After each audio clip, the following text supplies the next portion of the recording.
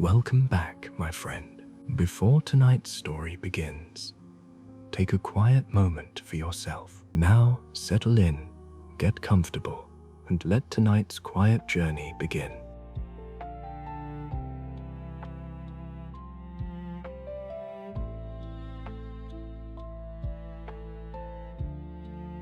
Far below the ocean, deeper than sunlight has ever reached, there are places where the earth itself is still alive. Cracks in the ocean floor release heat from deep within the planet, and around those hidden openings, something unexpected begins to appear. Life, not powered by light, not connected to the surface, but built quietly from heat, chemistry, and time. Tonight, we're not exploring the surface of the sea. We're drifting into a world that exists without sunrise, without sunset, and without ever needing the sun at all. Now allow yourself to settle in. Let your breathing slow and your thoughts drift gently, without needing to follow anything too closely. Because tonight, we begin at the ocean floor, where something rises from the darkness and life gathers around it in ways we're only just beginning to understand. Where heat rises in the dark. If we return to the deep ocean and allow ourselves to descend once more, there is a place where the stillness changes. Not everywhere, not across the vast darkness, but in certain quiet regions, far below the surface, something begins to rise. At first, it is almost impossible to notice. The water remains dark, cold, still. The seafloor stretches out beneath us, covered in fine sediment that has settled over time. Everything appears calm, unchanging, and then something shifts. A faint movement appears, not across the water, but within it. A subtle distortion, a shimmer that does not behave like the surrounding currents. As we move closer, the source begins to reveal itself. From the seafloor, a column rises, slow, continuous, carrying with it particles and minerals from deep within the earth. This is a hydrothermal vent, a place where the ocean meets something far older, far deeper. The heat from the earth's interior finds its way upward through cracks in the ocean floor, and when it reaches the cold water above, something remarkable begins to happen. The water around the vent changes, not dramatically, but noticeably. Temperature shifts, chemistry shifts, the environment becomes different from the surrounding abyss. And where the environment changes, life follows. At first, it appears as small clusters, shapes near the base of the vent, still connected to the seafloor. As we move closer, they become clearer. Organisms not drifting like those we saw in the open water, but anchored, positioned carefully around the vent, each one occupying a place where conditions are just right. Because here, conditions change quickly. Too close to the vent, and the heat becomes too intense. Too far away, and the energy fades.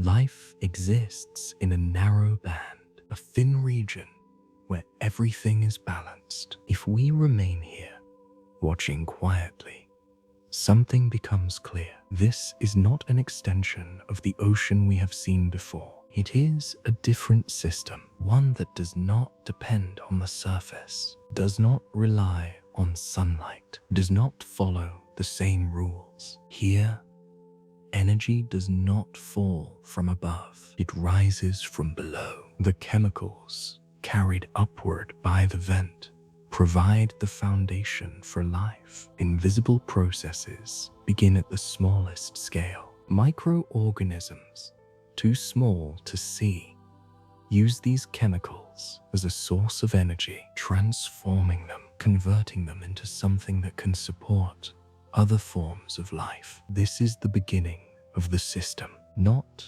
light, not photosynthesis, but chemistry. Quiet, continuous, and from this process, a community forms.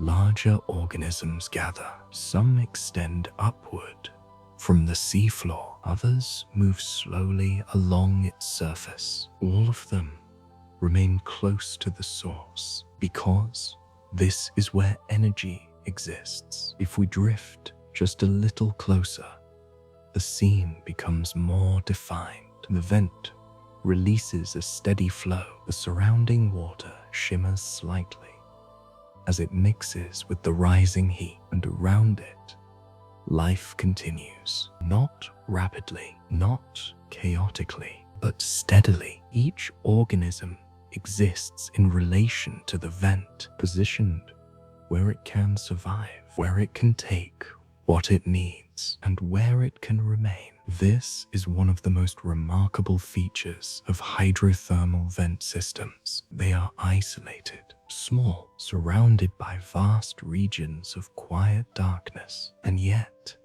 within them, life gathers, forms, continues, as though the ocean has created small pockets where something entirely different is allowed to exist. If we remain here just a little longer, the contrast becomes clear. Beyond this area, the abyss stretches outward, cold, still, sparse. But here, around the vent, there is presence, a quiet concentration of life, a system built not on what falls from above, but on what rises from below. And as we continue to observe, another question begins to form. If life here is built on a different source of energy, then how does it grow? How does it organize itself? What shapes does it take in a place where sunlight has never existed? In the next part of our journey,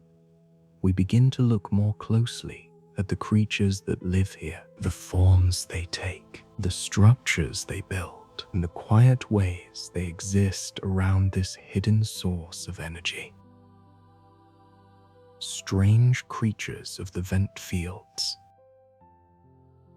If we remain here just a little longer, allowing our eyes to adjust to this quiet concentration of life, the forms around the vent begin to reveal themselves more clearly. At first, they seemed like shapes, clusters, patterns, arranged around the rising plume. But now, they begin to feel more defined, more individual, each one carrying its own structure, its own way of existing within this narrow band of energy. Near the base of the vent, tall, tube-like forms rise from the seafloor. They do not move in the way we expect. They do not swim. They do not drift. They remain anchored in place. Their bodies extend upward, forming a quiet forest of vertical shapes, still, patient, and within those structures, life continues. These organisms do not hunt. They do not search. Instead, they exist in close relationship with the chemical flow around them. Inside their bodies, processes are taking place, slow, continuous exchanges that allow them to use the energy rising from the vent. They do not need to chase food because, in a way, they are already positioned where energy passes by. If we watch carefully, the environment around them shifts slightly. The rising plume moves through their structures, carrying with it the elements they need. Everything is arranged. Everything is aligned. Elsewhere, smaller creatures move along the seafloor. Their movement is careful, measured. They do not stray far. They remain within the narrow zone where conditions are balanced. Too close, and the heat becomes overwhelming. Too far, and the energy disappears. So they move along the edge, a boundary that is invisible to us, but precisely understood by them. One creature glides slowly across the sediment, its body low to the ground, its movement deliberate. It pauses, then continues, not searching randomly, but responding to subtle changes in its environment. Another appears nearby, slightly different in shape, but following the same pattern. Move, pause, remain. Everything here is guided by the same principle. Stay within the balance. As we drift a little farther, more forms appear, some with extended limbs that interact with the surface below, others with bodies that seem almost armored, not for defense in the way we might imagine, but for stability, for existing within an environment where temperature and chemistry shift within very small distances. Each form reflects a solution, a way of living within this narrow space. If we look more closely at the vent itself, the contrast becomes even more apparent. The plume rises steadily, dark at its base, then diffusing as it moves upward. The surrounding water shimmers slightly where the hot and cold meet, and around this interaction, life gathers, not in chaos, not in competition, but in arrangement. Each organism occupies a position, a place where conditions allow it to continue. Nothing is random, nothing is wasted. Even the spacing between these creatures feels intentional, as though each one has found exactly where it needs to be. A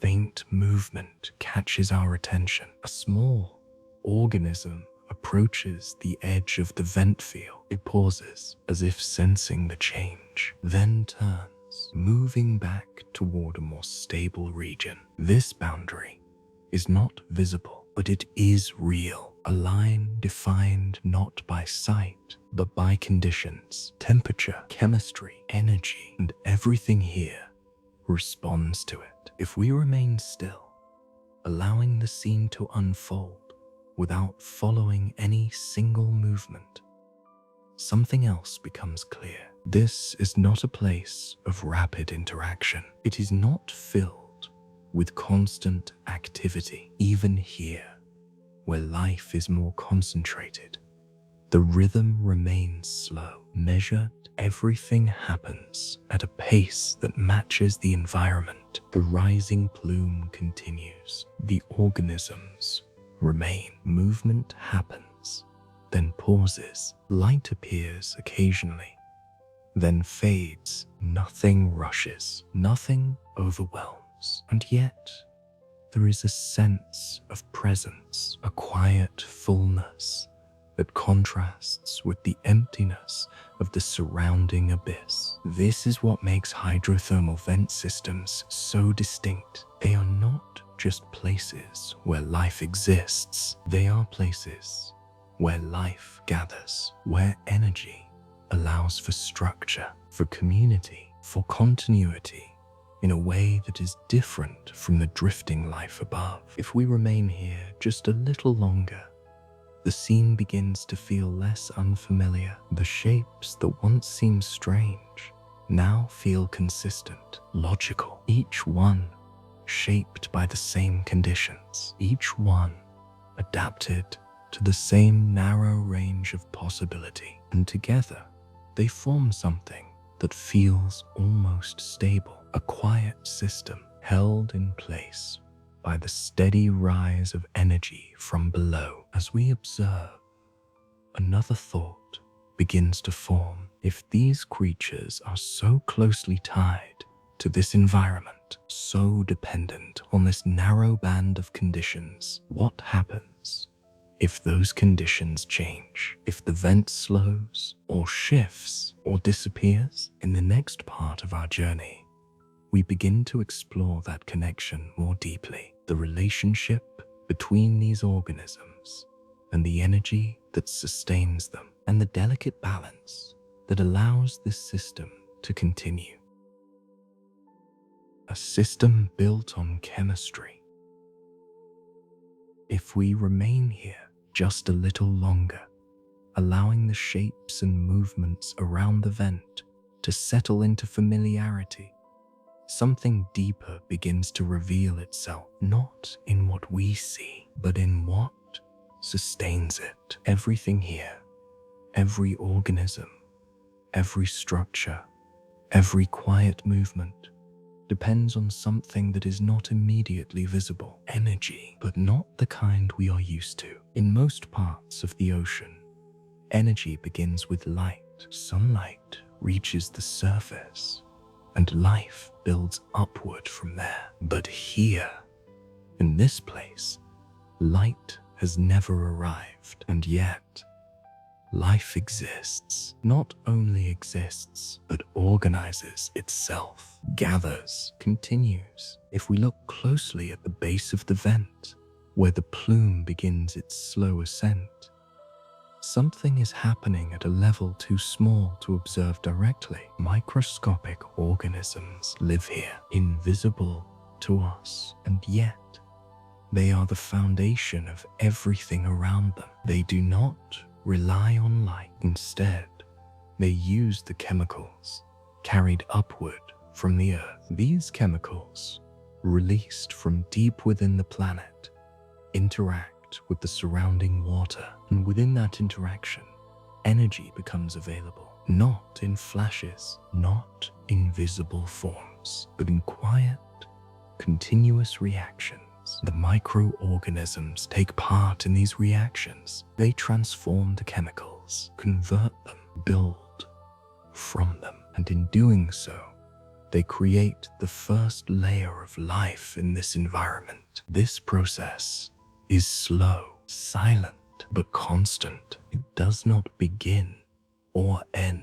It continues as long as the vent continues to release energy. If we remain here, allowing this idea to settle, the system begins to feel more complete. The larger organisms we see, the tall structures, the slow-moving forms along the seafloor, do not exist independently. They are connected to this invisible foundation. Some depend on it directly, living in close association with these microorganisms. Others feed on those that do, each layer building on the one below it, not upward toward light, but outward from the vent. This is a different kind of system, not driven by what falls from above, but by what rises from below. And because of that, its structure is different, more localized, more contained. Everything is centered around the source. If we drift slightly away from the vent,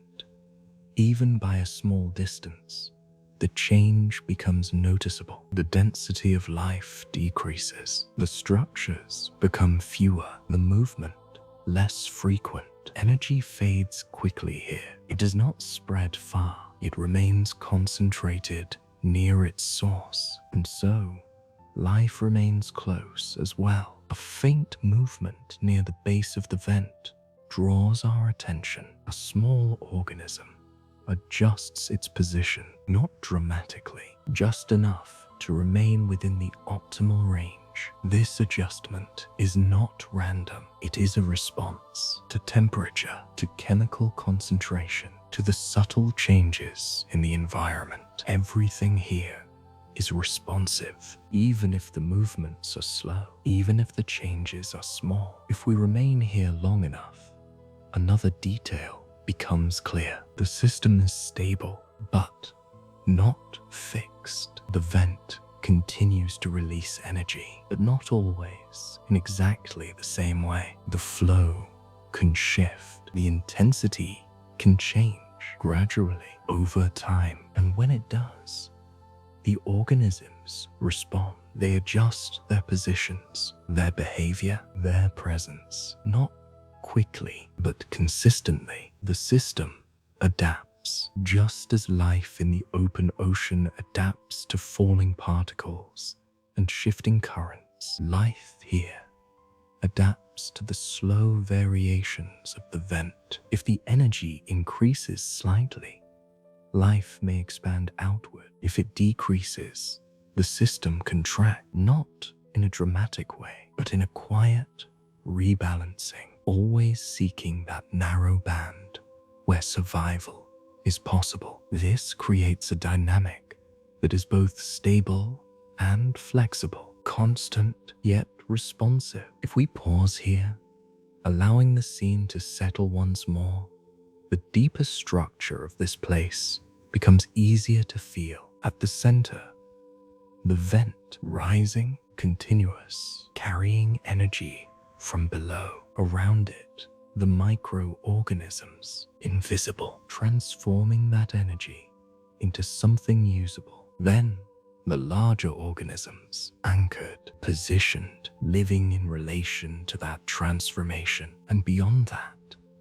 the surrounding abyss, still, sparse, unchanged, everything connected, everything dependent on the quiet interaction between heat, chemistry, and time. If we remain here just a little longer, the idea of this system begins to feel less unusual, less separate from the rest of the ocean. It is not an exception. It is another expression, another way that life finds balance, using what is available, adapting to what exists, continuing in a form that fits the environment exactly. And in that realization, another question begins to form. If everything here depends so closely on the vent, what happens when the vent changes? If the source of energy slows or stops, what becomes of the life that has gathered around it? In the next part of our journey, we begin to explore that quiet uncertainty, the temporary nature of these systems, and the way life responds when its foundation begins to shift. When the vent fades, if we remain here just a little longer, watching the steady rise of the vent, something subtle begins to shift in the way we understand this place. Until now, everything has felt stable, continuous, as though this system could remain unchanged for a very long time. And in many ways, it does, but not forever. The vent beneath us, though steady, is not permanent. It draws its energy from deep within the earth, from processes that move slowly, but not endlessly. And over time, those processes change. The flow that rises from the seafloor can weaken gradually, almost imperceptibly at first. The plume becomes slightly less dense, the heat slightly reduced. The chemical composition shifts in ways that are too subtle to see, but not too subtle to affect the life around it. If we watch closely, nothing dramatic happens. There is no sudden collapse, no moment where everything stops. Instead, the system begins to adjust quietly. The organisms closest to the vent respond first. They shift their position just slightly, moving toward areas where the energy is still sufficient. The tall structures remain, but their activity changes. Their growth slows. Their interaction with the surrounding flow becomes more measured. Further out, the change is even softer. The density of life decreases, not abruptly, but gradually. Fewer movements, longer pauses, more stillness. The boundary of the system begins to contract, drawn inward toward what remains of the vent's energy. If we remain here,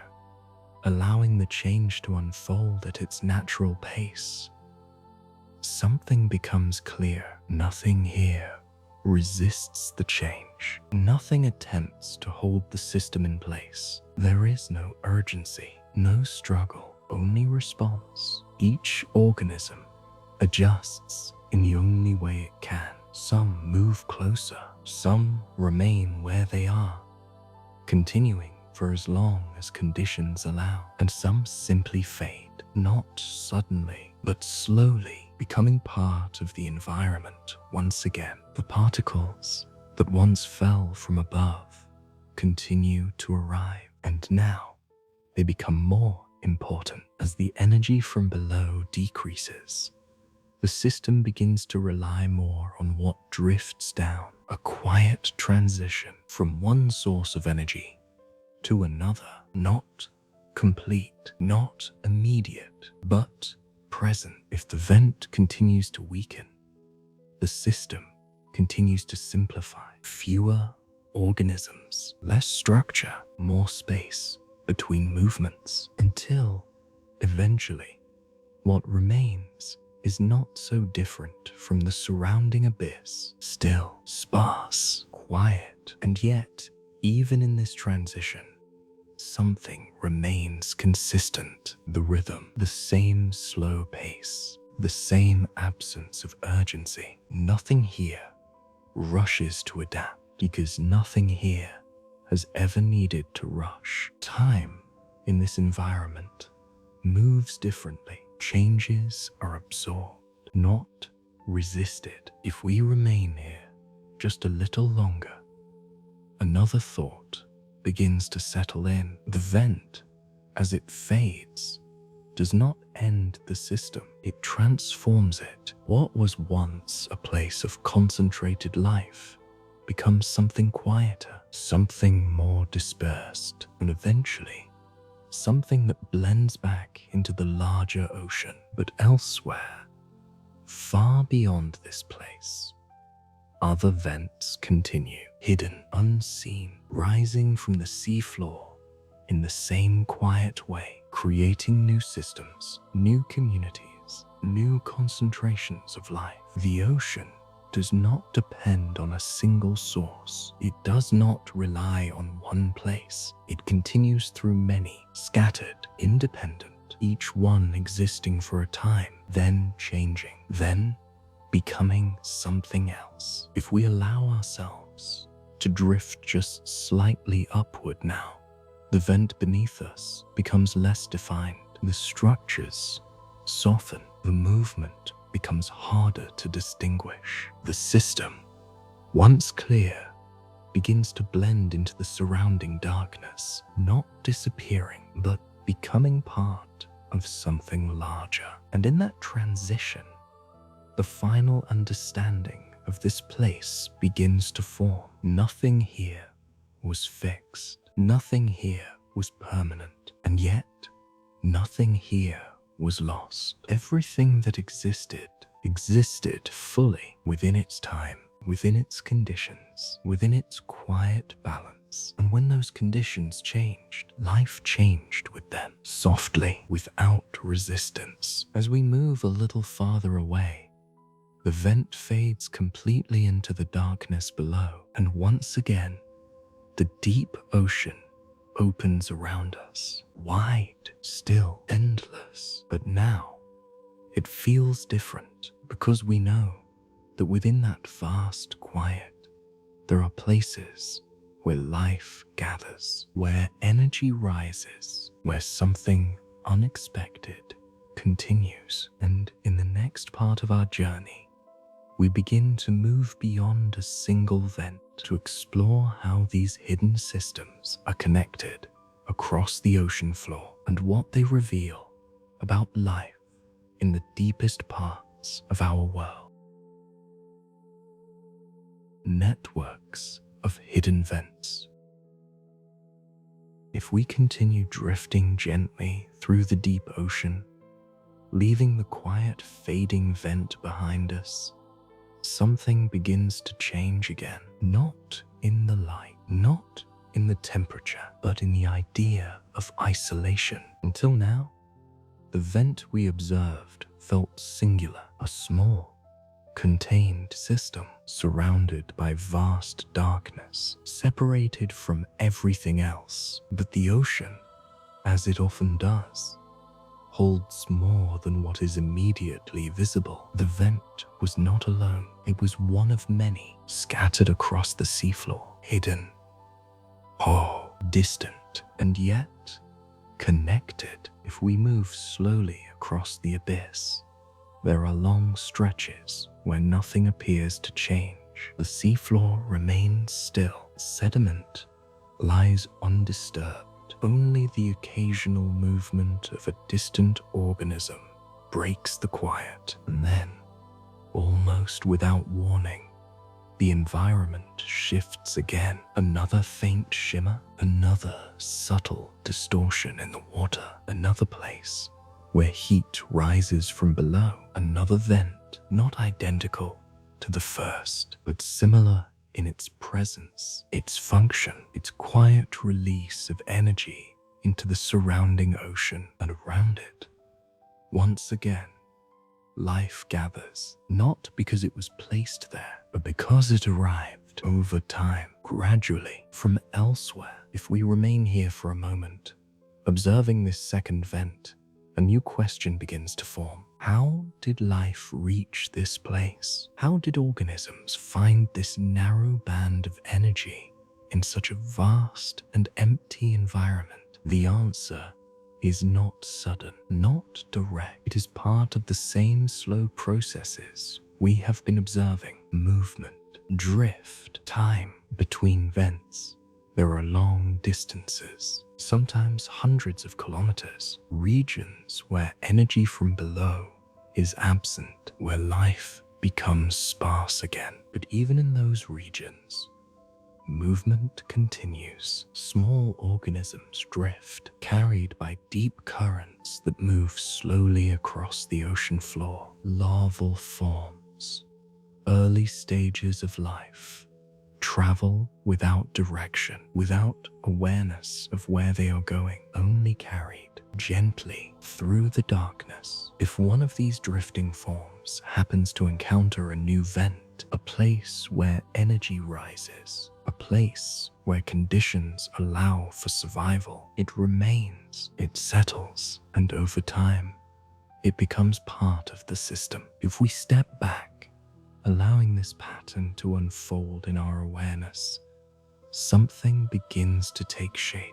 These vents are not isolated events. They are part of a network, not connected by direct paths, not linked by visible structures, but connected through time, through movement, through the quiet possibility that life can travel, arrive, and begin again. Each vent becomes a point, a place where life gathers, and between those points, the ocean remains open, silent, waiting. If we continue drifting, the pattern repeats. Long stretches of stillness, then a vent, then life, then distance again. Each system existing independently, and yet sharing the same underlying process. Energy rising from below, life forming around it, then eventually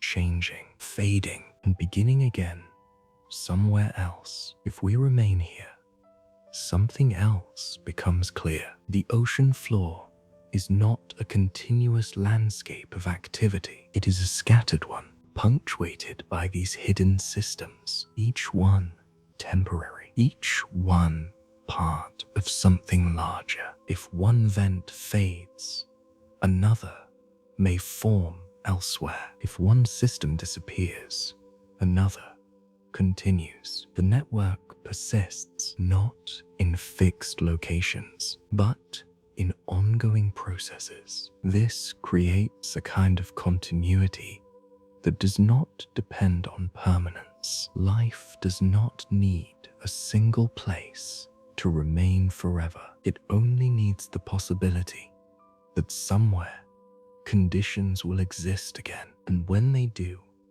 it returns quietly, naturally, without urgency. If we remain here just a little longer, drifting between these unseen points, the vastness of the ocean begins to feel different, not empty, but spacious, not silent, but patient, a place where events are separated by time and distance, but still connected in ways that are not immediately visible. And within that space, life continues, moving slowly, arriving quietly, beginning again. In the next part of our journey, we begin to look more closely at how these distant systems share life between them, how something that begins in one place can travel, change, and appear again in another, not as a direct path, but as a slow, continuous exchange across the deep ocean.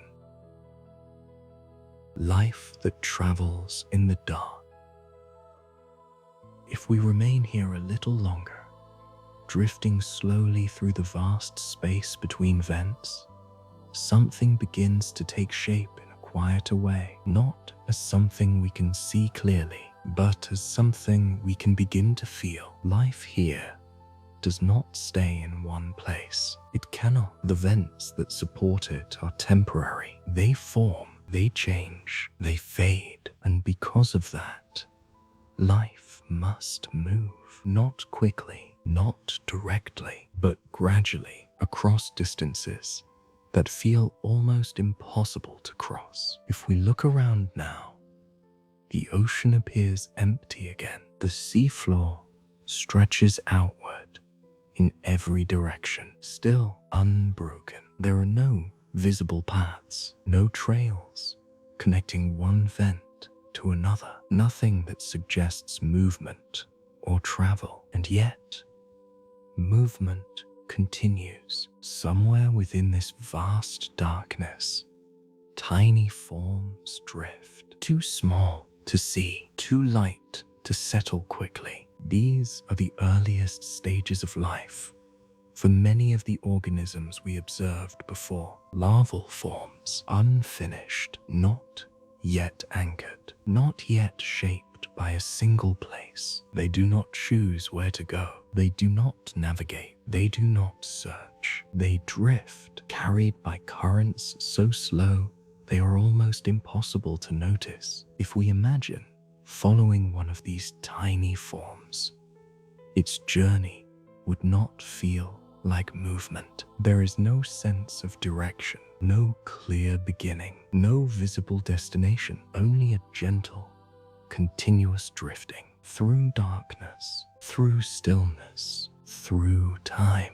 Days pass, then more days, then longer stretches that no longer feel like time at all. And still, the drifting continues. If conditions remain unchanged, the journey may end quietly. The organism settles or fades, becoming part of the surrounding environment, but sometimes without intention, without awareness. The drift leads somewhere else. A faint change in the water, a subtle difference in temperature, a slight increase in chemical presence, a signal not seen but felt. And slowly, the drifting begins to slow. The movement becomes less open, more contained. The organism approaches something new, a vent, another place where energy rises. If we remain here, observing this moment, not as an event, but as a transition, we begin to see how the system continues. The larval form does not recognize the vent. It does not choose it. It simply arrives within the conditions that allow it to remain. And once it does, something changes. It settles, anchors, begins to grow, slowly, quietly, taking shape in relation to the environment around it. Over time, it becomes one of the organisms we saw before, part of a new system, part of a new gathering of life, and the cycle continues. If we step back, allowing this pattern to unfold across the wider ocean floor, something becomes clear. Life here is not fixed. It is distributed, spread across distance, connected not by direct movement, but by possibility. Each vent becomes a temporary center, a place where drifting life can arrive, remain, and continue. And between those centers,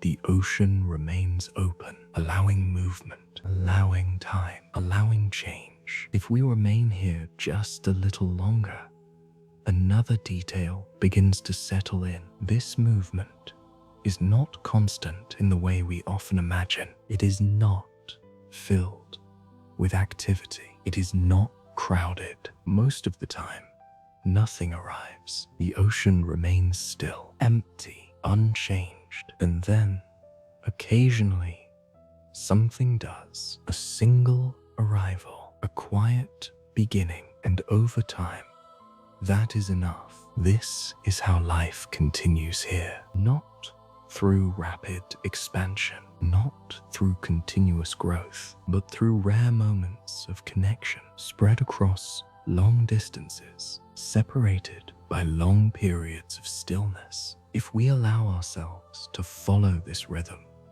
even for a moment, something becomes clearer. The deep ocean does not rely on frequency. It does not need constant interaction. It continues through patience, through time, through the quiet certainty that movement, even when rare, is enough. A faint current passes, barely noticeable, and somewhere within it, something drifts, unseen, unaware, and yet part of something much larger, a slow, continuous exchange between distant places. If we remain here, letting this idea settle fully, the vastness of the ocean begins to feel different again, not as emptiness, but as space, a space that allows movement, allows connection, even when those connections are separated by time we cannot easily measure. And in that space, life continues, not loudly, not quickly, but gently, patiently, endlessly. In the next part of our journey, we begin to explore how these systems, though distant, share similarities, how life that begins in one vent can resemble life in another, and what that reveals about the deeper patterns that shape the ocean floor. Patterns across the ocean floor.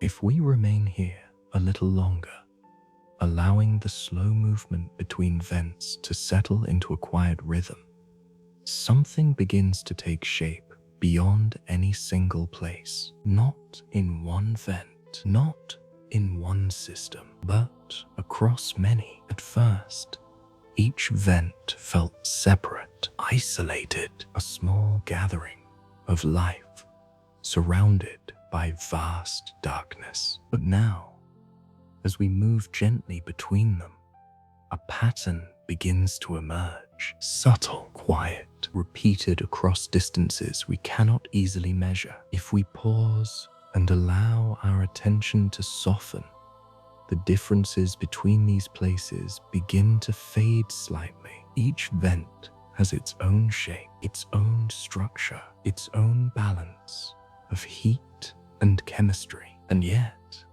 the life around them begins to feel familiar. The same types of forms appear, tall structures rising from the seafloor, small organisms moving along the edges, clusters arranged around the source of energy, not identical, but similar, as though each vent is expressing the same idea in slightly different ways. If we remain here, watching carefully, the repetition becomes clearer. Where energy rises, life gathers. Where conditions balance, structure forms. Where that balance shifts, the system adjusts again and again, across different places, across different times. The details change, but the pattern remains. This is not coincidence. It is not randomness. It is something deeper,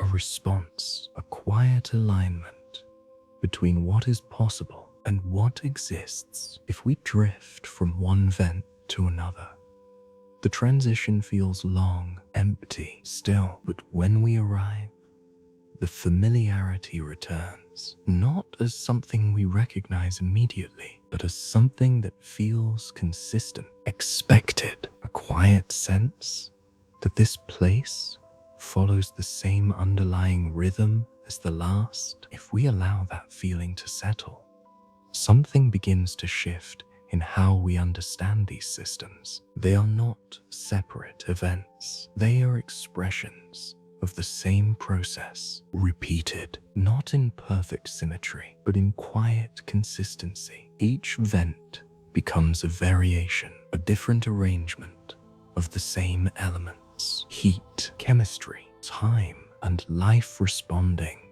to all three. If we remain here just a little longer, another detail begins to emerge. Even though these systems are separated by distance, they are shaped by the same underlying conditions. The ocean floor is not uniform, but the forces that create these vents follow similar patterns. The movement of the earth beneath the ocean, the release of heat, the interaction between rock and water. These processes repeat slowly over vast areas, and wherever they occur, the possibility for life appears again, not guaranteed, but available. And when life arrives, it responds in familiar ways, not because it remembers, but because the conditions shape it, guide it, limit it. The forms we see are not chosen. They are the result of what works, what can continue, what can exist within this narrow balance. If we look closely at one vent, then another, the similarities begin to feel less surprising. They become natural, expected, a quiet reflection of the same underlying rules. And yet, there are differences as well. Some vents release more heat, others less. Some support denser communities, others remain more sparse. The spacing between organisms changes. The movement varies. Each place carries its own subtle variation, its own expression of the same system. If we remain here, letting both the similarities and differences exist together, something deeper begins to form. The ocean is not repeating itself exactly. It is adapting, adjusting, expressing the same patterns under slightly different conditions, and life responds accordingly. Never identical, but always connected. If we step back even further, beyond individual vents, beyond even the idea of distance, the entire ocean floor begins to feel like a single system, not in the sense of constant activity, but in the sense of shared structure, scattered points of energy, connected through time, through movement, through the quiet persistence of life, finding its place wherever conditions allow. If we remain here just a little longer, the idea of isolation begins to fade completely. No vent exists alone. No system is entirely separate. Even when separated by vast distances, they are part of something continuous, a pattern that extends beyond any single location, beyond any single moment, a pattern that does not need to be seen all at once to exist. It simply continues quietly across the ocean floor, and within that quiet continuity, something else becomes clear. Life here is not defined by where it begins or where it ends. It is defined by how it responds, how it aligns, how it continues within the conditions that shape it. In the next part of our journey, we begin to look beyond the vents themselves, to consider what these systems reveal about life as a whole, not just in the deep ocean, but in places far beyond it. what these systems teach us. If we remain here just a little longer, allowing the patterns across the ocean floor to settle into a quiet understanding, something begins to shift again, not in the vents, not in the movement of life, but in the way we see it. Until now, we have been observing, watching how energy rises, how life gathers, how it moves, fades, and begins again. But here, at this point in the journey, the question becomes softer, less about what is happening and more about what it reveals. These systems, scattered across the ocean floor, are small, isolated, temporary. Each one exists for a time, then changes, then becomes something else. And yet, taken together, they form something continuous, something that does not depend on any single place or any single moment. If we remain here, allowing this idea to deepen, something begins to feel familiar. Life does not need permanence to continue. It does not require a fixed location. It does not depend on stability in the way we often imagine. Instead, it adapts, moves, finds new ways to exist within changing conditions. The vents appear, life gathers. The vents change, life adjusts. The vents fade, life disperses. And somewhere else, it begins again. This pattern is not dramatic. It is not urgent. It does not happen quickly, but it continues over time, across distance. If we allow ourselves to follow this rhythm, even briefly, something else becomes clear. Continuity does not always look like something staying the same. Sometimes it looks like something changing and still continuing. The deep ocean does not preserve life in one place. It allows life to move, to shift, to reappear, and in doing so, it creates a different kind of stability, not fixed, but persistent. If we remain here just a little longer, another thought begins to form. These systems exist without being seen, without being known, without needing to be observed. They do not depend on attention. They do not change to be noticed. They simply continue quietly within the conditions that shape them. And in that quiet continuation,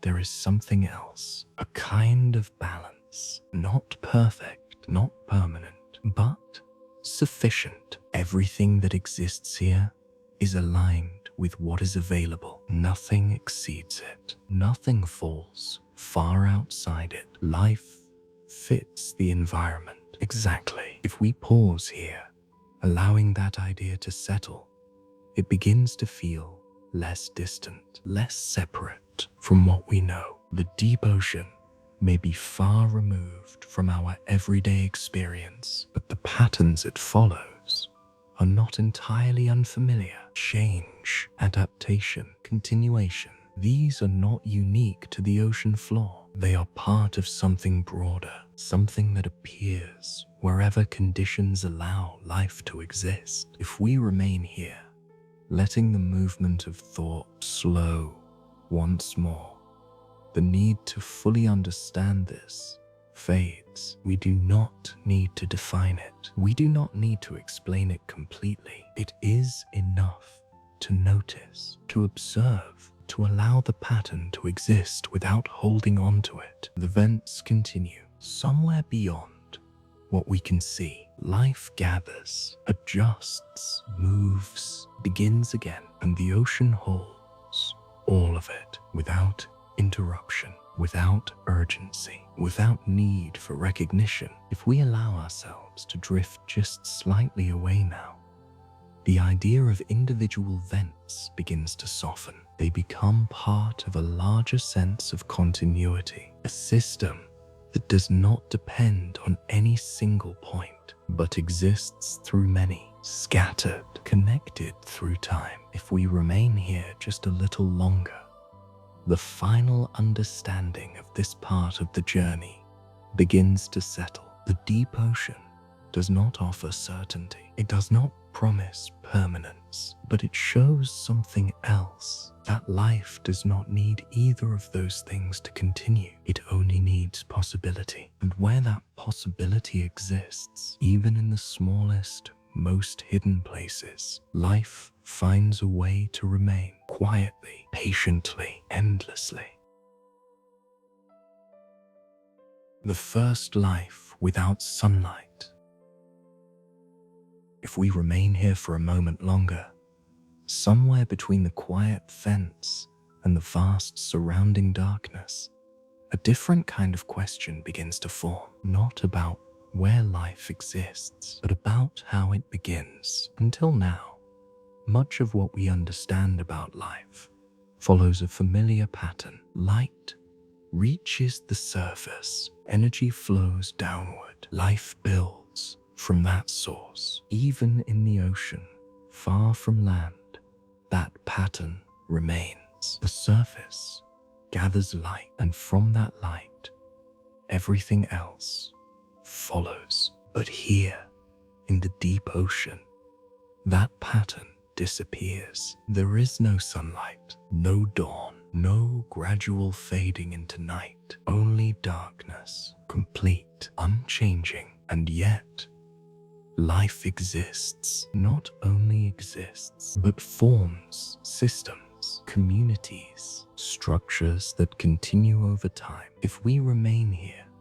allowing this idea to settle, something begins to shift. Life does not require sunlight, at least not in the way we once believed. At the base of the vent, where heat rises from within the earth, something else takes the place of light. Chemistry, not visible, not immediate, but present. The chemicals released from deep within the ocean floor carry energy, and within that energy, life finds a way to begin. If we look closely, though what we are seeing is not something the eye can truly capture, the smallest organisms are already at work. They take these chemicals, transform them, build from them, not using light, not using warmth from above, but using the interaction between the earth and the ocean itself. This process is quiet. It does not produce visible change. There are no flashes, no sudden growth, only a steady, continuous transformation. And from that transformation, something remarkable emerges. Life that is not connected to the surface, not dependent on sunlight, not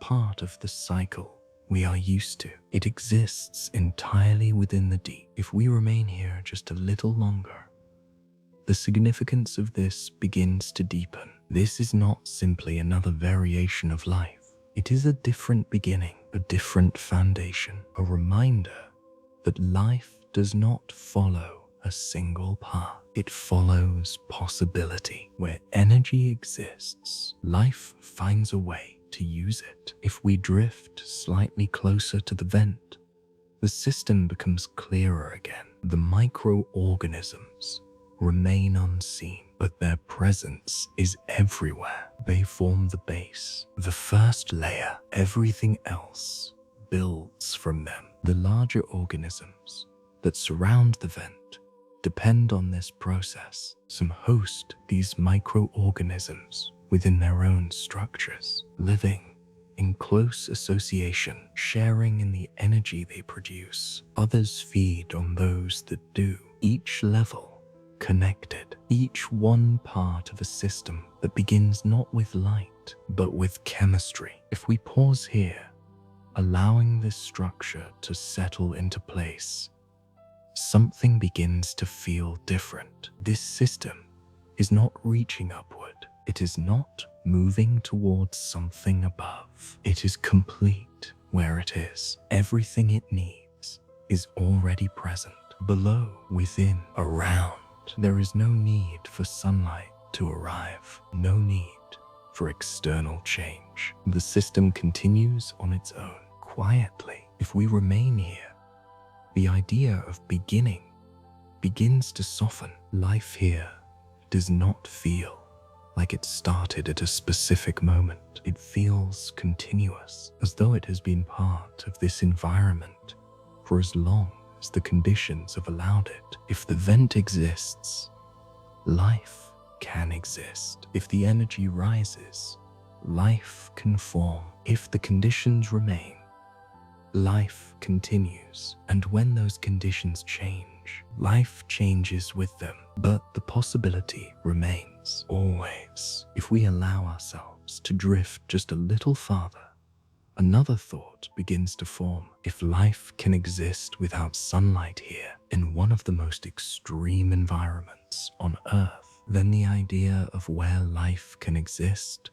becomes much wider, much less defined, much less limited. But that is not something we need to explore all at once. For now, it is enough to notice, to remain with the quiet understanding that life is not tied to a single source. It is tied to opportunity. And where that opportunity appears, even in the deepest, darkest parts of the ocean, life responds softly, naturally, without needing to be seen. In the next part of our journey, we begin to look more closely at how these unseen beginnings shape everything that follows, how entire systems can emerge from processes that are almost invisible, and how something so small can support something much larger. Invisible foundations of life.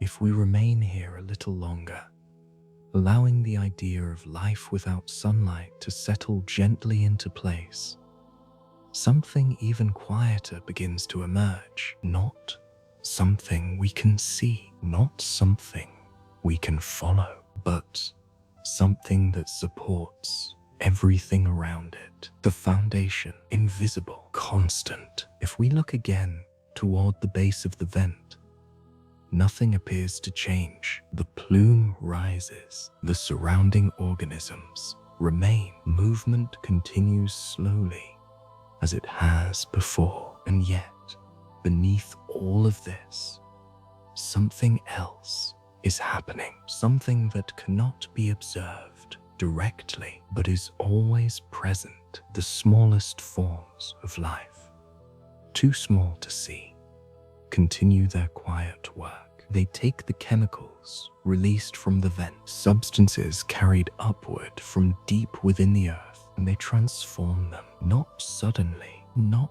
dramatically, but steadily, continuously. This transformation does not produce visible motion. It does not create sound. It does not announce itself. And yet, everything depends on it. If we remain here, allowing our attention to soften, the absence of visibility becomes less important. We do not need to see these processes to understand their presence. We begin to feel them instead as a kind of quiet continuity, something that does not stop, does not pause, does not require recognition. If this invisible foundation were to fade, everything above it would change. The larger organisms would no longer have a source. The system would begin to shift, slowly, quietly, just as we have seen before. But while it continues,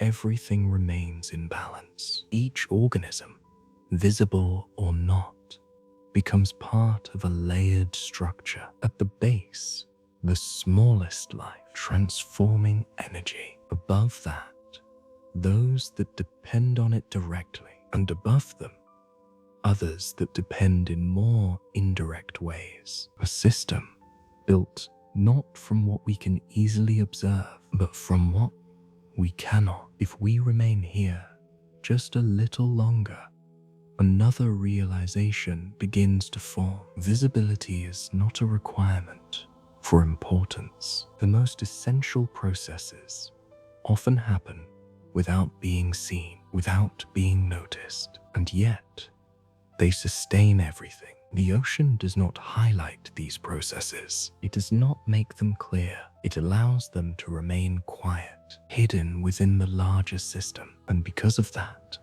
the system itself feels stable, balanced, unforced. If we follow this idea, even briefly, something else begins to soften. The need to identify each part, to understand every connection, to define each layer clearly. Instead, the system can be felt as a whole, continuous, each part existing in relation to the others, even when those parts are invisible. A faint movement passes near the edge of the vent field. A small organism adjusts its position, responding to subtle changes in its environment. That response is guided by something it does not see, something it does not need to see, only something it can sense. The presence of energy, the balance of conditions. Everything here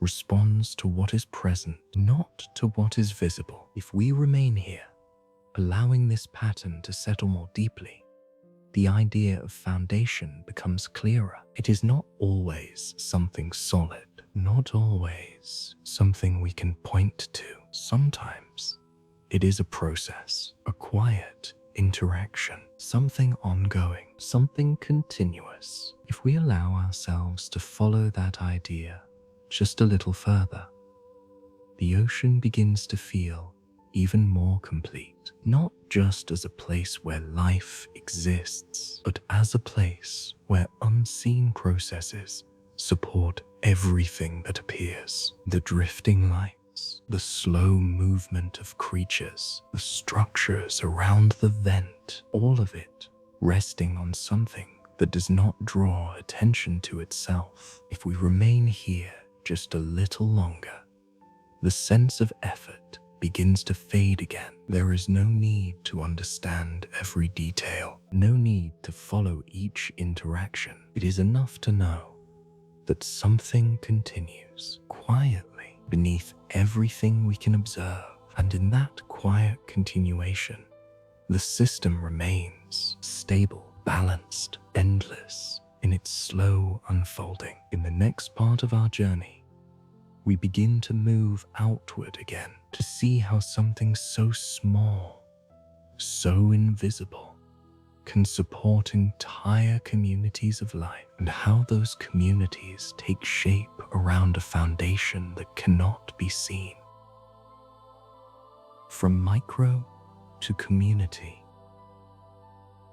If we remain here a little longer, allowing the invisible foundation beneath the vent to settle into quiet understanding, something begins to take shape above it, not suddenly, not all at once, but gradually, layer by layer, from something too small to see to something that becomes visible. At the base, the smallest forms continue their work, transforming energy silently, continuously, and from that quiet process, something begins to build, a presence, a gathering. If we look again at the structures around the vent, they no longer feel isolated. They begin to feel connected, each one part of something larger. The tall, anchored forms rising from the seafloor are not separate organisms existing alone. They are part of a system, each one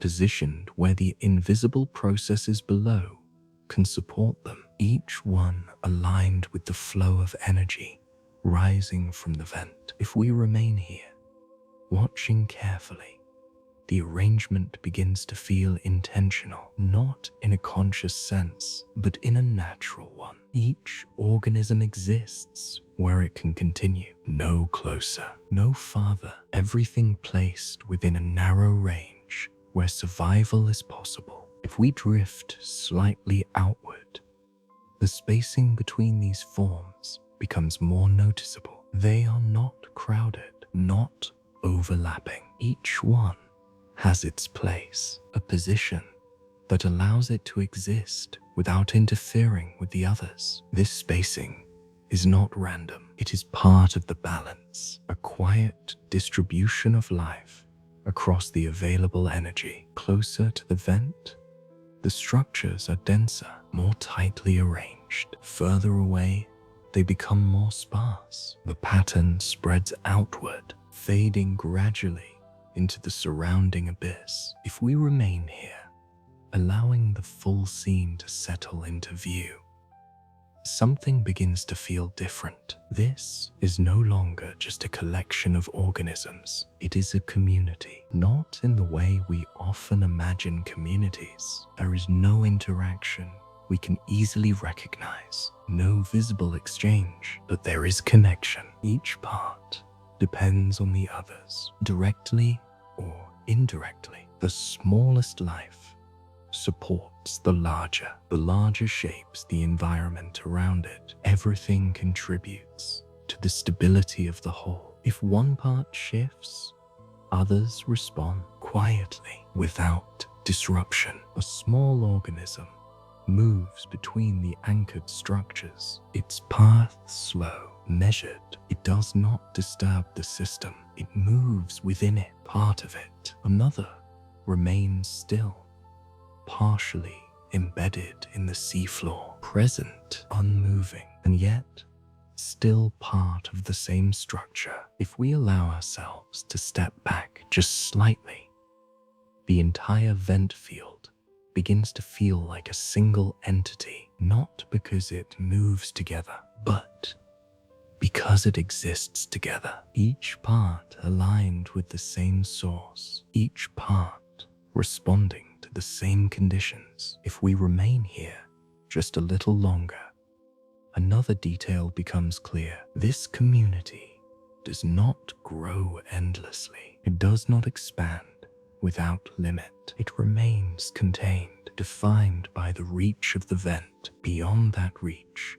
the environment changes, and so the community fades, not abruptly, but gradually, from density to space to stillness. If we follow that transition outward, the difference becomes softer. The structures disappear, the movement slows, and eventually the abyss returns, quiet, open, iron sack unbroken. But now the contrast feels different. The community around the vent does not feel like an interruption of the ocean. It feels like a variation, a place where conditions allow something more to gather. If we remain here, letting this idea settle, the structure of the system becomes easier to understand, not through analysis, not through detail, but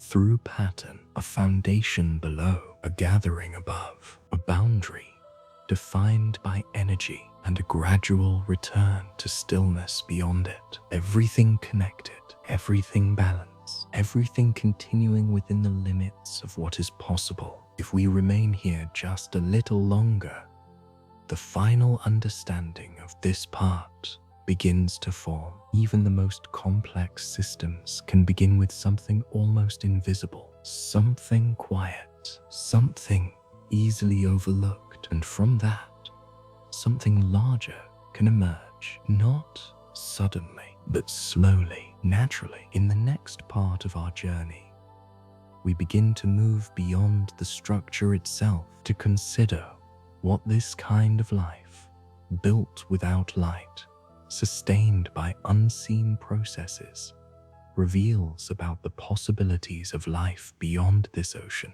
and perhaps beyond this world. Life beyond light.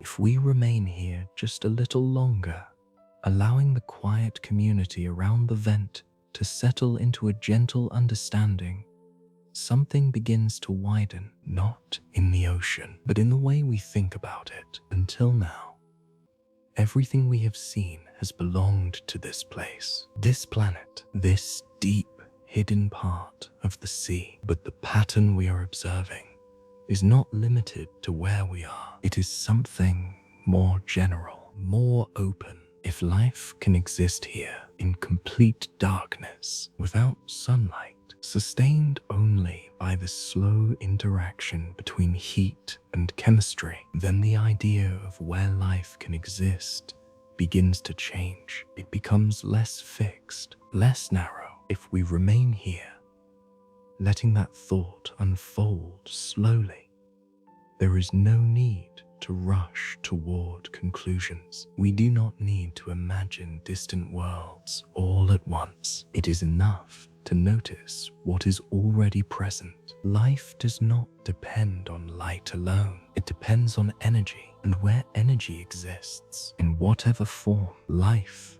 may find a way to use it. If we drift slightly away from the vent now, allowing the scene to soften, the idea becomes even quieter. Somewhere beyond the ocean we know, there may be places not so different from this, not identical, but similar in what they offer. Hidden sources of heat, chemical interactions, environments where light does not reach. And yet, conditions exist, possibilities exist. If we remain here, the thought does not need to expand further. It does not need to become detailed. It can remain soft, open, a quiet recognition that life is not as limited as it once seemed. The deep ocean does not explain this. It does not prove it, but it suggests it gently, without urgency, without insistence. If we return our attention to the vent one last time, the community continues as it always has. The smallest life, unseen, transforming energy. The larger forms, arranged around that transformation. The entire system, existing without any awareness of what it represents. It does not know that it changes how we think. It does not need to. It simply continues. And in that continuation, it reveals something important. Life does not require attention. It does not depend on being understood. It exists where it can. It continues where conditions allow. If we remain here just a little longer, the connection between this place and everything beyond it becomes softer, less defined. Not a direct link, not a clear extension, but a quiet possibility, something that does not need to be confirmed, to be considered. If we allow that possibility to remain open without holding on to it, the mind begins to settle again. There is no need to follow the idea further, no need to reach beyond what we have seen. It is enough to know that what exists here expands what is possible, and that is all. As we begin to drift gently away, the vent fades once more into the surrounding darkness. The structures soften. The movement becomes less distinct. The community blends back into the vastness of the ocean. And once again, we are surrounded by quiet, wide, still, endless. But now,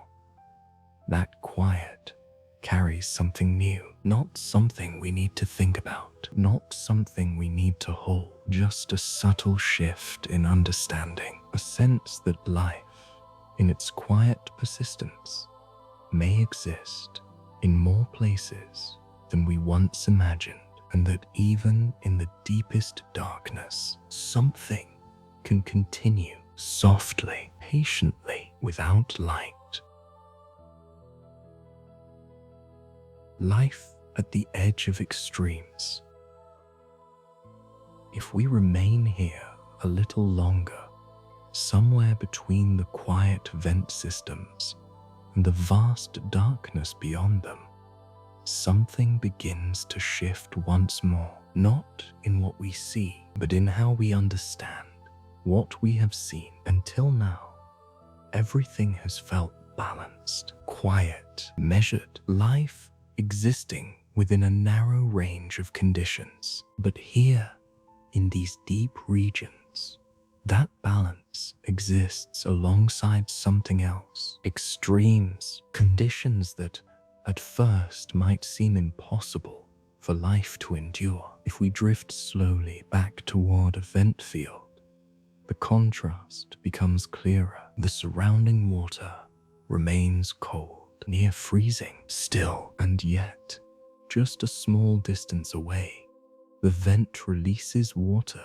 that is far hotter, not warm, but intensely heated. A sharp difference held within a very small space. If we remain here, allowing this contrast to settle, the question becomes quieter. How does life exist between such extremes? Not far from freezing, and yet close to intense heat, not in gradual transitions, but within narrow boundaries. If we look again at the organisms around the vent, their placement begins to feel even more precise. They are not simply near the vent, they are positioned carefully within a range where conditions are just right. Too close, and the heat becomes overwhelming. Too far, and the energy fades. So they remain within a narrow band, a thin space between extremes. If we remain here just a little longer, another detail becomes clearer. The environment is not stable in the way we might expect. It shifts slowly, subtly. The flow from the vent changes over time. Temperature rises, then softens. Chemical concentrations vary, not dramatically, but enough to matter. And yet, life continues, not by resisting these changes, but by adapting to them. A small organism moves slightly along the seafloor, only a short distance, but enough to remain within a stable range. Another adjusts its position around the vent structure, not quickly, not urgently, but consistently. Everything here responds to change, even when that change is slow. If we remain here, allowing this pattern to settle, something deeper begins to form. Life at this depth is not protected from extremes. It exists within them. It does not avoid them completely. It finds the narrow space where survival is possible and remains there. If we drift just a little farther outward, the contrast softens again. The water becomes more uniform, colder, still, but the energy fades. The structures become fewer. Life becomes sparse. If we move slightly closer to the vent, the opposite happens. Heat increases, chemical flow intensifies, the environment becomes more unstable, and life disappears again. Between these two conditions, there is a narrow space, and within that space, life gathers. If we remain here, the idea begins to feel familiar, not because it is simple, but because it follows a pattern. Life does not require perfect conditions. It requires possible conditions, a range, a balance, and within that balance, it continues. If we allow ourselves to rest in that idea for a moment, something else becomes clear. Extremes do not define the limits of life. They define the boundaries within which life finds its place. And within those boundaries, life persists quietly, patiently, without needing to expand beyond what is possible. In the next part of our journey, we begin to look more closely at how these organisms are shaped by these conditions, how their forms, their structures, and their behavior reflect the environment they inhabit, and how life, at its most extreme, becomes something both unfamiliar and deeply consistent. Bodies shaped by pressure and heat. If we remain here just a little longer, suspended quietly within this narrow band between cold and heat, something begins to reveal itself more clearly, not just where life exists, but how it is shaped by where it exists. The creatures around the vent are not simply living here, they are formed by this place. Their bodies are not separate from the environment, they are a response to it. If we look again, slowly, allowing the scene to settle into focus, the details begin to emerge. Near the vent, where the heat rises steadily, the organisms closest to the source appear different from those further away. Their forms are elongated, structured, anchored firmly to the seafloor. They do not drift, they do not wander, they remain in place, as though their entire existence depends on holding a very specific position. And in a way, it does. These bodies are built for stability, not for movement, not for speed, but for remaining exactly where conditions are just right. If we observe them more closely, their surfaces seem adapted to withstand variation, not smooth in the way we might expect, but structured, layered, designed to interact with the surrounding water in a way that protects what lies within. The heat around them is not constant. It shifts, it pulses slightly over time, and yet their bodies absorb these changes without disruption. If we drift slightly outward, just a short distance away from the vent, the forms begin to change. The structures become less rigid, more mobile. The organisms here move slowly across the seafloor, their bodies lower, closer to the sediment, not anchored in one place, but still confined within a narrow range. These creatures are not built to remain still, but neither are they built to travel far. Their movement is measured, small adjustments, careful shifts, enough to remain within the balance, not enough to leave it. If we remain here, allowing this transition to unfold gently, another detail begins to settle in. Pressure, the weight of the ocean above. At this depth, it is immense, constant, unchanging. It does not fluctuate. It does not lessen. It is always present, and the bodies that exist here reflect that presence. They are not rigid in the way we might imagine strength. They are flexible, soft, able to withstand pressure, not by resisting it, but by allowing it. If we look closely, their forms do not appear compressed. They do not seem strained. Because they are not built to oppose the pressure, they are built within it. Their internal structures match the conditions around them, so there is no imbalance, no force pushing against them, only equilibrium. If we remain here just a little longer, the idea becomes clearer. Survival here is not about strength, it is about alignment. The bodies of these organisms do not fight the environment, they fit it exactly. If the pressure is immense, they exist in a way that accepts it. If the heat varies, they adjust within it. If the chemistry shifts, they respond.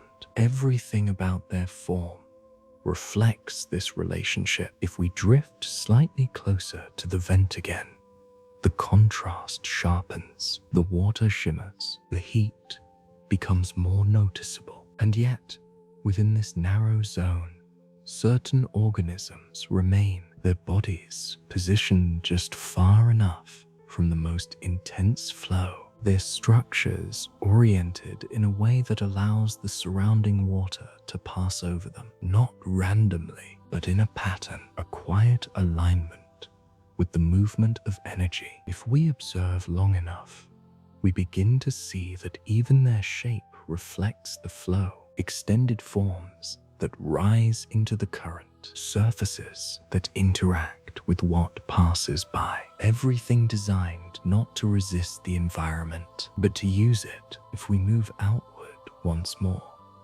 The creatures that inhabit the cooler regions show a different kind of adaptation. Their bodies are often more compact, closer to the ground, less exposed, because here, the challenge is not heat, but scarcity. Energy becomes less concentrated, less available, and so their forms reflect conservation. They move less, they expend less, they exist in a way that requires very little. If we remain here, allowing these differences to settle into a quiet pattern, something begins to unify them, whether close to the heat or further into the core. Each form is shaped by the same principle: balance, not excess, not deficiency, just enough. If we allow ourselves to follow this idea a little further,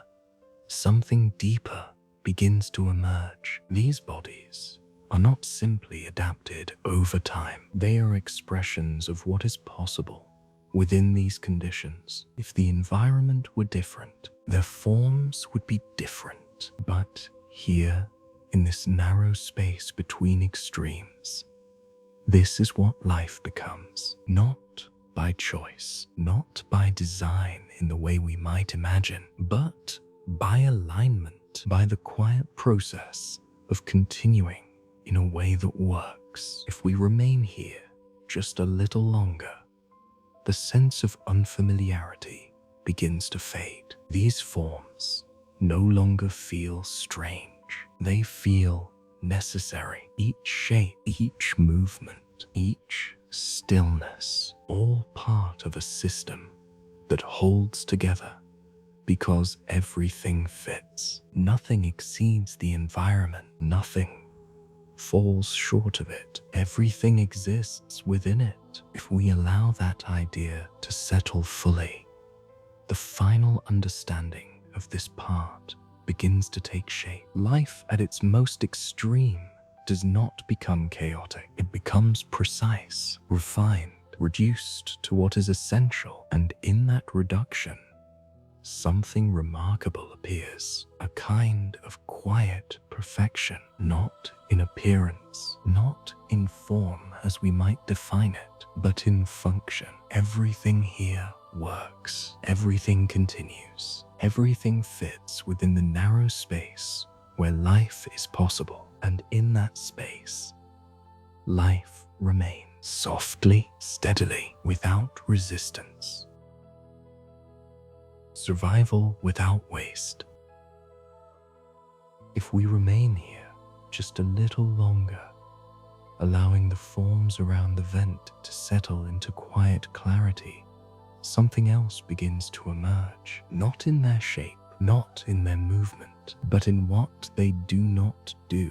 There is very little here that is unnecessary, very little that could be called excess. Everything appears reduced, refined, as though, over time, anything that was not essential has gradually fallen away. If we watch the creatures that move along the edge of the vent field, their actions are minimal. A small shift forward, then stillness, a pause that lasts far longer than the movement itself. Then another slight adjustment. Nothing is hurried, nothing is repeated without purpose. Each motion seems to exist only when it is needed, and then it ends. If we remain here, observing this pattern carefully, something becomes clear. Energy here is not abundant. It does not arrive in large, constant flows. It is present, but it is limited,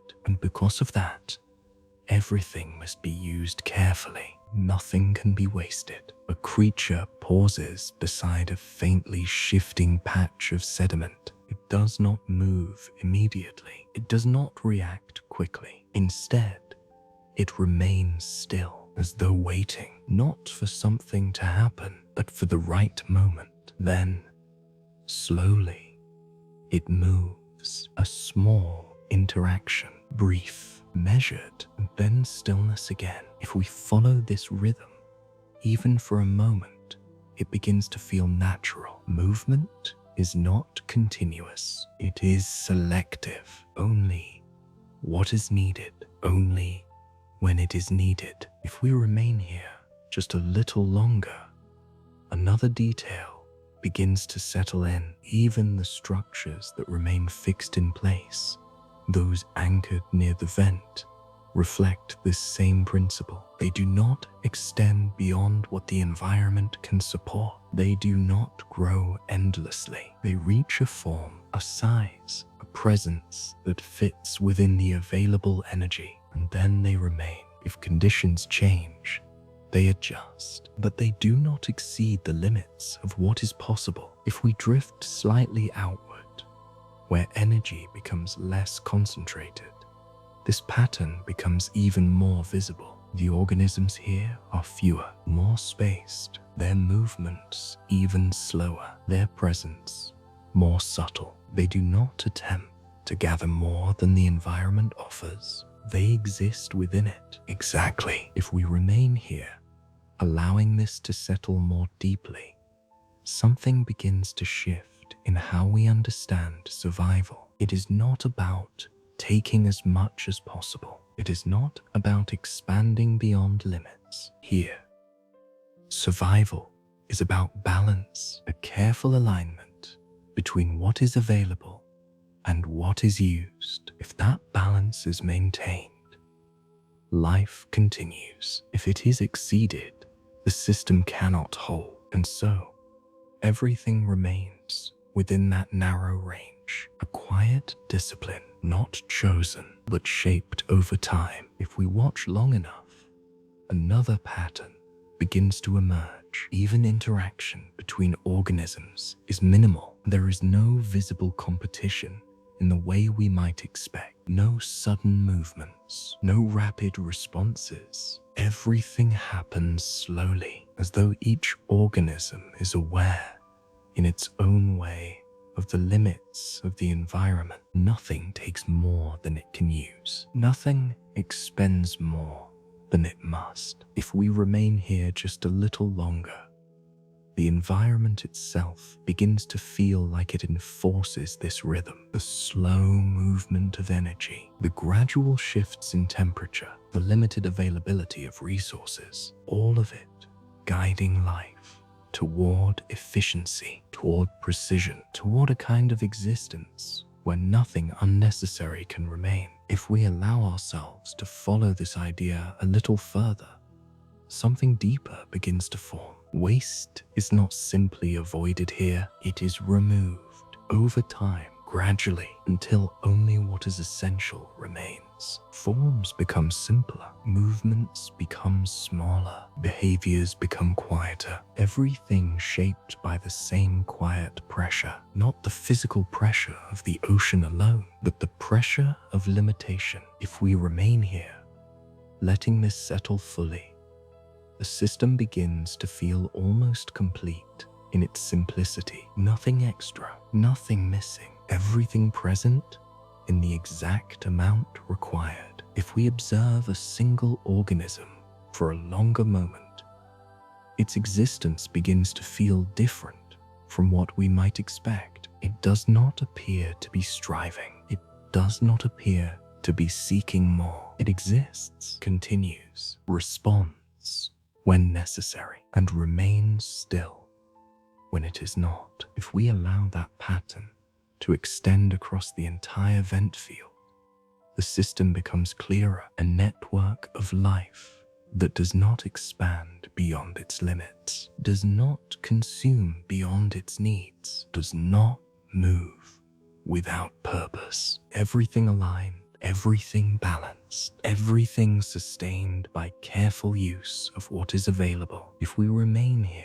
just a little longer, the final understanding of this part begins to settle in. In environments of abundance, life often expands, it grows, it spreads. But here, in this narrow space between extremes, life does something different. It refines itself, reduces itself, until only what is necessary remains. reduces, and in that reduction, it becomes stable, enduring, capable of continuing within conditions that might otherwise seem impossible. If we allow ourselves to rest in that idea for a moment, it becomes quieter, less about survival as struggle, and more about survival as balance, not forcing, not taking, but aligning. If we remain here just a little longer,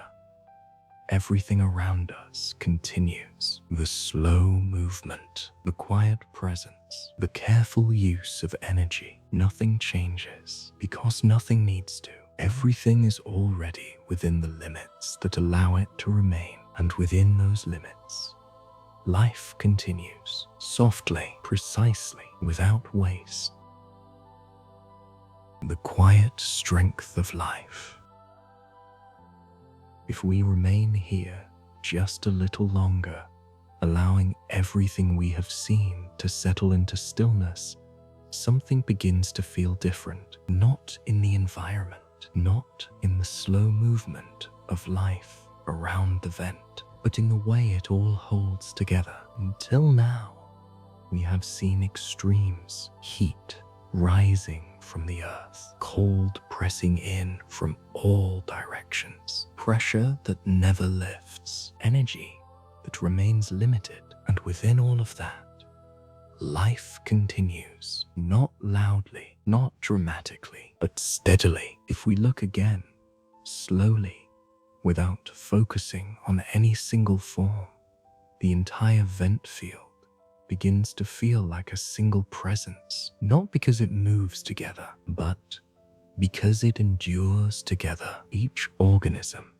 existing within its narrow range, each one aligned with the same conditions, each one continuing in a way that does not disturb the balance. If we remain here, the idea of strength begins to soften. It no longer feels like force. It no longer feels like resistance. Nothing here pushes against the environment. Nothing tries to overcome it. And yet, everything remains. That is where the strength exists. Not in opposition, but in alignment. If we watch a single organism, its movement is minimal. A small shift, then stillness. Another slight adjustment, then stillness again. It does not attempt to move beyond what is possible. It does not attempt to change the conditions around it. It responds quietly, precisely. If we remain here just a little longer, something deeper begins to settle. This is not survival, a struggle. It is survival as fit, as balance, as the quiet ability to exist within what is given. If we drift slightly outward, the system softens again. The density of life decreases. The structures become fewer, the movement less frequent. And yet, even here, the same pattern continues. No excess, no waste, no urgency. Everything within the limits that allow it to remain. If we allow ourselves to follow that pattern, even for a moment, something begins to ease. The idea that survival must be forceful begins to fade. The idea that life must push, expand, compete becomes less clear, because here, none of that is visible. And yet, life continues. If we return our attention gently to the vent, the plume rises as it always has, slow, steady, unbroken. The organisms remain positioned, balanced, part of a system that does not need to change to continue. If we remain here, letting the stillness deepen, the entire scene begins to feel complete. Nothing is missing. Nothing needs to be added. Everything that exists here is enough. And within that enough, life persists. If we allow that idea to settle fully, something else becomes clear. Strength in this place is quiet, It does not announce itself. It does not draw attention. It is not visible in any single movement. It exists in continuation, in the ability to remain, in the ability to adapt without disruption, in the ability to exist within limits without exceeding them. If we remain here just a little longer, even the idea of observing begins to soften. There is nothing left to analyze, nothing left to follow, only presence, a quiet, steady continuation. If a movement happens, it is small. If stillness appears, it remains. Nothing interrupts, nothing demands. Everything continues softly. If we begin to drift upward now, very slowly, the vent begins to fade into the darkness below. The structures soften. The movement becomes less distinct. The system, once clear,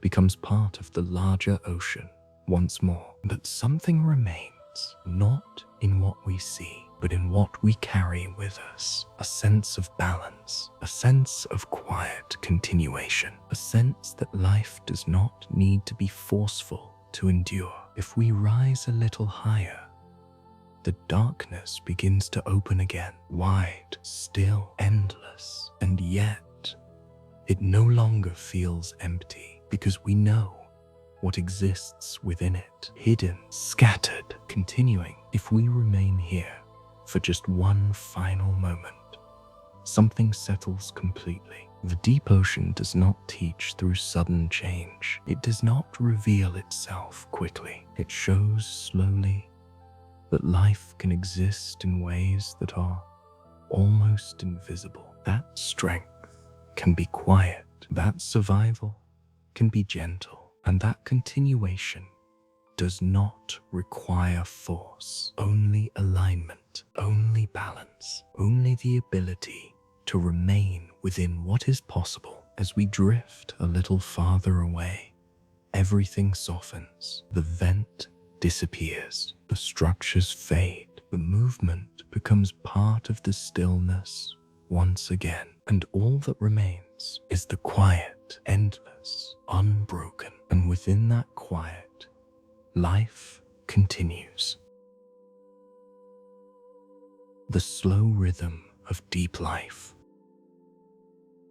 If we remain here for a little longer, somewhere between the fading vent systems and the open quiet of the deep ocean, something begins to slow even further. Not the ocean. It has always moved slowly, but the way we follow it, the way we notice it, the way we allow it to continue, without needing to understand every part. At this depth, nothing rushes, nothing changes suddenly. Everything unfolds at a pace that does not require attention, only presence. If we look around now, there is very little to follow. The water remains dark, still, endless. A faint movement appears somewhere in the distance, then fades, not because it is gone, but because it no longer needs to be followed. Another small shift happens closer by, a slow adjustment along the seafloor, then stillness again, each movement separated by long, quiet pauses. If we remain here,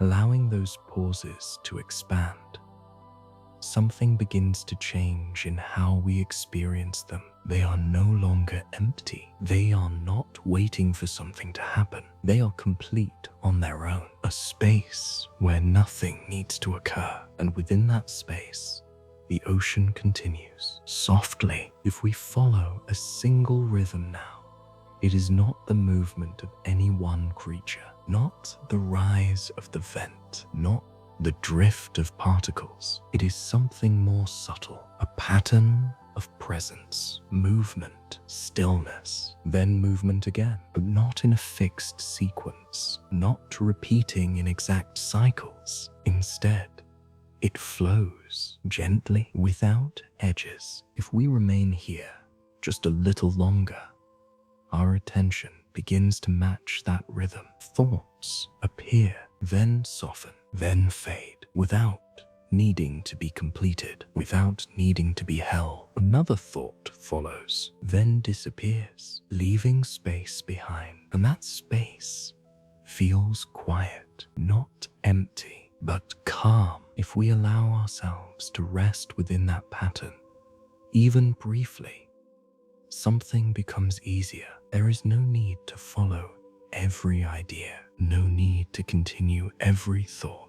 Just as the ocean does not continue every movement, it allows pauses, it allows stillness, it allows space. If we remain here, the boundary between what we observe and what we feel begins to soften. The ocean is no longer something outside of us. It becomes something we move with, not physically, but in rhythm. Breathing slows naturally, without effort, in and out, each breath settling into the same quiet pace. There is no need to change it, no need to control it. It follows on its own. If we look again, there is nothing new to see. The same darkness, the same stillness, the same slow presence of life that does not need to be observed to continue. And because nothing changes suddenly, the mind no longer expects change. It begins to rest, not by stopping, but by continuing more gently.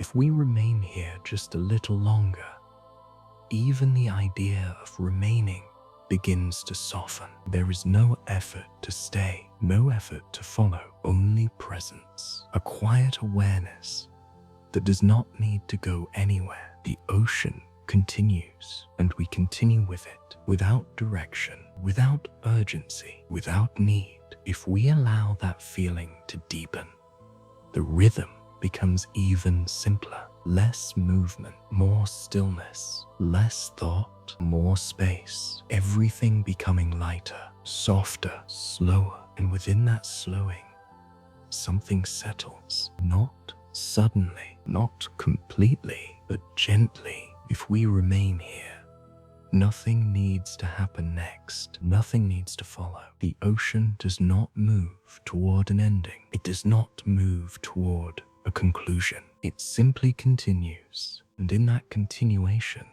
there is nothing to hold on to, nothing to complete, nothing to reach. Only this moment, soft, unbroken, drifting into stillness.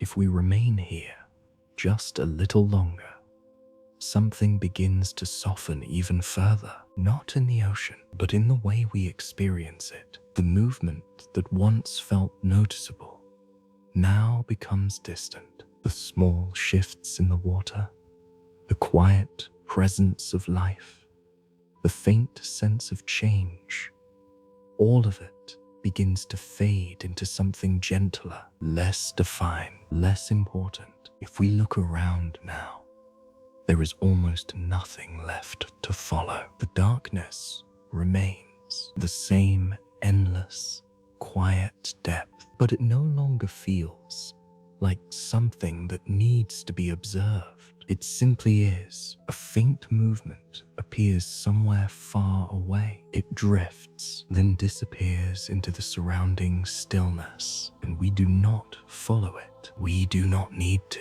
Another small change happens closer by, a slow adjustment along the seafloor, then stillness again. And that stillness lasts longer now, long enough that it begins to feel complete on its own. If we remain here, allowing that stillness to expand, something else begins to settle. The space between movements becomes more noticeable than the movements themselves. And within that space, there is nothing missing, nothing waiting, nothing incomplete, only quiet. If we allow ourselves to drift within that quiet, even for a moment, the need to notice every detail begins to fade. The need to follow each change softens. The mind no longer reaches outward. It begins to rest where it is. If a thought appears, It does not stay long. It rises gently, then fades like a small movement in the water, present for a moment, then gone. Another thought follows, even softer, less defined. It does not need to be understood. It does not need to be completed. It simply passes. If we remain here, the rhythm becomes clearer, not a rhythm of movement, but a rhythm of letting go. Each moment lighter than the last, each pause longer, each thought quieter. If we follow that rhythm, even briefly, something changes. The mind no longer moves ahead. It no longer looks for what comes next. It begins to settle into what is already here. And what is here is simple darkness, stillness, a slow, quiet continuation. If we allow ourselves to stay within that simplicity, the boundary between inside and outside begins to soften. The ocean is no longer separate. It becomes part of the same quiet space, a shared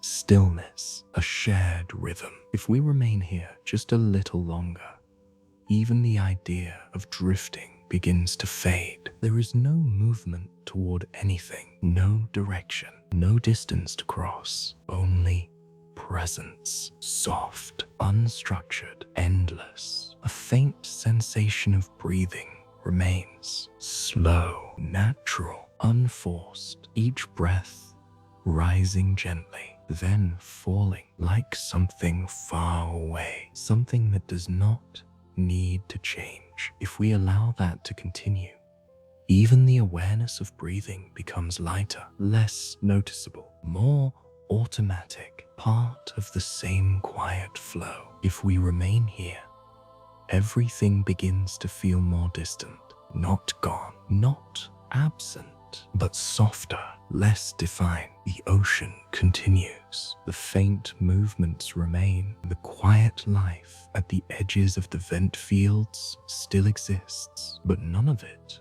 asks for attention. None of it pulls us outward. Everything remains in the background, and in that background, the mind begins to rest, not by stopping, but by becoming lighter. If a thought begins, it does not form fully. It fades before it can take shape. If a feeling appears, it softens. It does not stay long enough to become something we need to hold. Everything moves gently. Everything passes. If we remain here just a little longer, even the sense of time begins to dissolve. There is no clear beginning to this moment, no clear continuation, no sense of what comes next, only now. And even that begins to feel less defined, more like a quiet presence than a point in time. If we allow that feeling to deepen,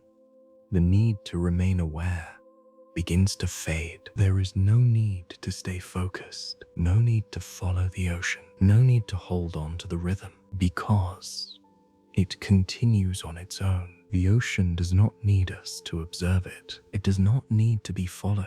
It simply continues, and we can allow ourselves to do the same without effort, without direction. If we remain here, the stillness becomes complete, not as something we notice, but as something we are within. There is no edge to it, no boundary, no place where it begins or ends, only quiet, endless, unbroken. If we allow ourselves to rest here just a little longer, even the idea of resting becomes unnecessary. There is nothing to do, nothing to hold, nothing to continue. Everything already continues, softly, naturally, without needing to be guided. And in that quiet continuation, everything settles gently, completely.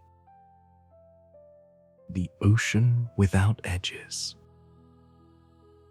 If we remain here just a little longer, something begins to soften even more, not in the ocean, but in the sense of where it begins and where it ends. Until now, there has always in a quiet awareness of place. The vent, the seafloor, the water above. Even in stillness, there was a sense of position, a sense that we were somewhere within something. But here, as everything slows, that sense begins to fade.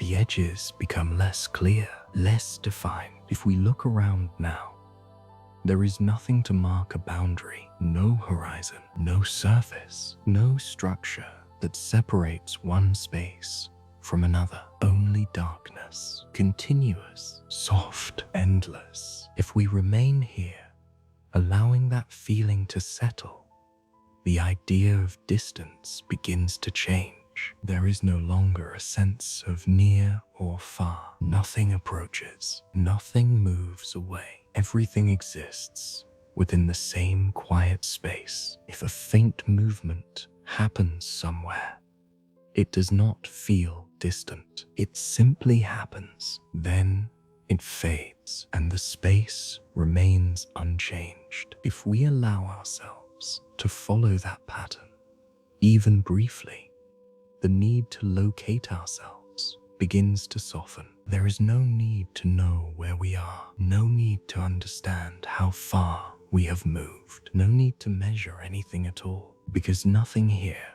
requires measurement. Nothing here depends on position. Everything simply exists. If we remain here just a little longer, even the idea of direction begins to dissolve. There is no up, no down, no forward, no back, only presence. A quiet space that does not point anywhere. That does not lead anywhere. That does not need to. If we allow that to continue, something else begins to shift. The mind no longer tries to orient itself. It no longer searches for reference points. It begins to rest within the absence of them. And that absence feels gentle, not confusing, not empty, but open. If a thought appears now, it does not take shape in the same way. It is softer,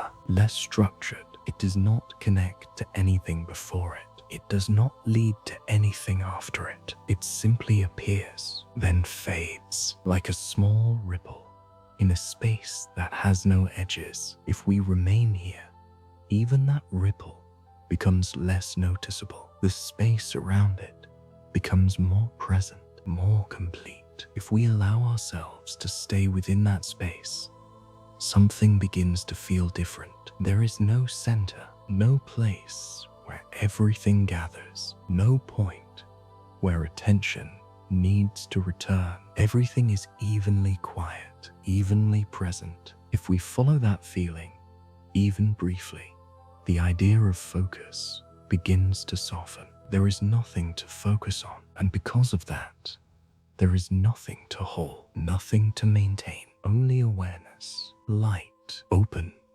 unfixed. If we remain here just a little longer, even that awareness begins to fade slightly, not disappearing, but becoming lighter, less defined, more like the ocean itself, wide, still, without edges. If a breath rises, it is gentle. If it falls, it is just as soft. It does not mark time. It does not measure anything. It simply continues, part of the same quiet flow. If we allow that flow to continue without interruption, something settles even deeper. The need to remain aware softens. The need to stay present fades, because presence is already here. It does not need to be held. If we remain here, the difference between movement and stillness begins to disappear. Everything feels the same, a continuous quiet, a space where nothing changes in a way that needs to be noticed. If a shift happens, it blends into what is already there. If nothing happens, the space remains complete. If we allow ourselves to stay within that, even briefly, the mind begins to release its last points of structure. There is no sequence, no order, no progression, only a gentle continuity. If we remain here just a little longer, even the idea of remaining disappears. There is no effort to stay, no effort to continue. Everything already continues, without direction, without edges. If we allow that to settle fully, the final sense of this space becomes clear. The ocean does not contain us. We are not within it in the way we might imagine. There is no boundary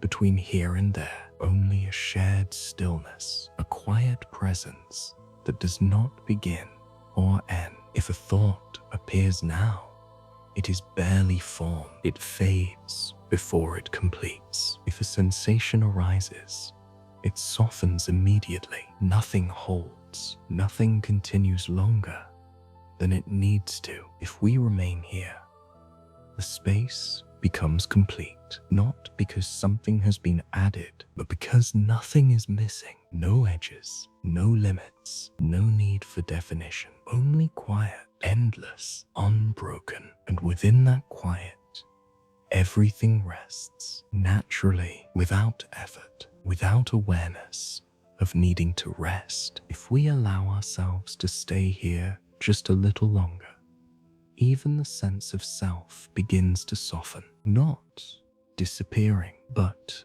becoming lighter, less separate, more like the space itself, open, still, without boundary. And in that space, there is nothing to follow, nothing to hold, nothing to continue. Everything already continues, softly, endlessly.